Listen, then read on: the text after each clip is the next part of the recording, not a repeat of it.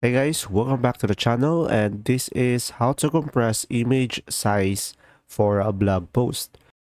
So in order for you to compress an image, just simply go ahead and go to imageresizer.com, and this will be their homepage. So from here guys, at the top you should be able to see here image compressor. So just simply click on this at the top right corner of the screen, and after that just simply go ahead and select an image, or just simply drag the image down over here. So I'm gonna go for select image, and let's say this will be the image that I want to compress. And as you can see, it is 19 KB.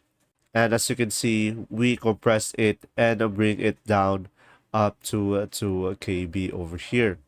And from here, you can adjust the quality, as you can see over here, guys. And now from here, just simply make sure to click on apply over here. And after that, just simply click on download in order for you to download the compressed image. And after that, just simply add this compressed image to your blog post. And that's simply about it. I hope this video helped you understand more about compressing images. And thanks for watching. See ya!